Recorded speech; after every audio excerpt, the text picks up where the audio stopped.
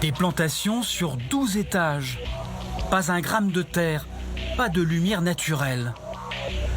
365 jours par an, quelle que soit la saison. Toutes sortes de salades poussent ici. Bienvenue dans le monde de Marc Oshima.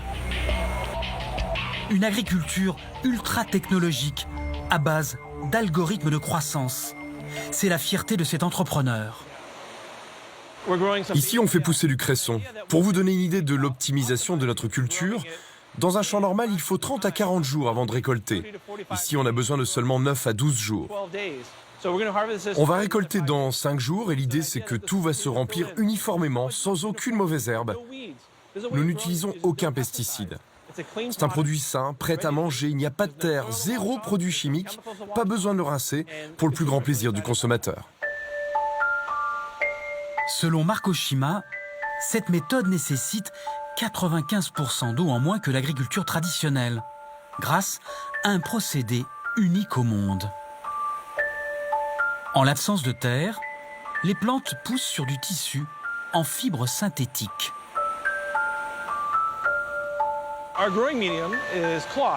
Le support utilisé, c'est du tissu breveté, fabriqué à partir de bouteilles en plastique recyclé. C'est réutilisable, c'est un produit écologique. Mais c'est bizarre de remplacer la terre par du plastique. En fait, on a créé le matériau idéal parce que les racines sont de ce fait à l'air libre. Comme les racines ont besoin d'oxygène, c'est un environnement idéal pour elles. Le tissu sert de structure sous laquelle les nutriments et l'eau sont vaporisés directement sur les racines. On appelle ça l'aéroponie.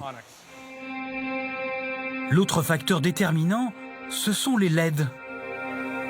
Leur spectre de différentes couleurs permet d'agir sur la croissance ou d'accentuer le goût des salades, comme la roquette.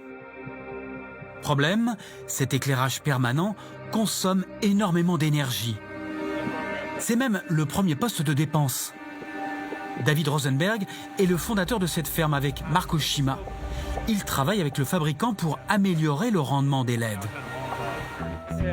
Pour l'instant, la plupart des indicateurs de l'entreprise sont au vert.